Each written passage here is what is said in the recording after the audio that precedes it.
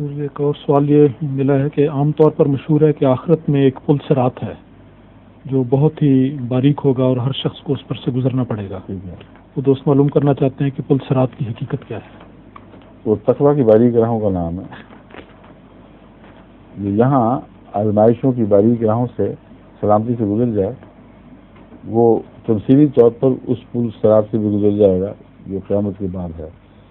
لیکن یہ پل صراط کی جو حدیث ہے یہ اس قیامت کے دن سوال جواب کے منظر سے متصادم دکھائی دیتی ہے. کہیں بھی قرآن کریم میں اشارتاً بھی یہ بات نہیں ملتی کہ قیامت کے دن قیامت کے بعد جب سوال جواب ہوگی تو لوگوں کو پھر پلوں سے گزارا جائے گا. اس لیے وہ حدیث بالکل واضح ہے اپنے مضمون کے لحاظ سے ایک تمثیل ہے. یہ فرمایا جا رہا ہے کہ اس دنیا میں جن تقویٰ کی آزمائشوں میں تم پڑھتے ہو وہ ایک قسم کا پل پار کرنا ہے جو بہت ہی باریک راہ رکھتا ہے.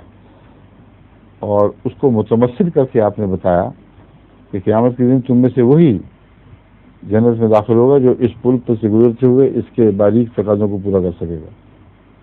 میں تو اس کو ایک تمثیلی کلام جس کا پیرابلز میں حضرت مسیح سمجھایا کرتے تھے اور قرآن کریم بھی فرماتا ہے بار بار تلک الامثال نضربها للناس لعلهم يتفکرون. اس مضمون کے تابع حضرت رسول صلی اللہ علیہ وسلم کا کلام ہے. اس کو لفظوں پر محمول کر کے ظاہری معنی کر کے وہ معنی کر کے جو قرآن کے دوسرے مضمون سے متصادم ہوں پھر سوال اٹھانے جائز نہیں ہے. مفہوم اتنا صحیح ہے بس جو میں نے بیان کر دیا. اب وقت ہو گیا میرے خیال میں. اچھا السلام علیکم. خدا حافظ.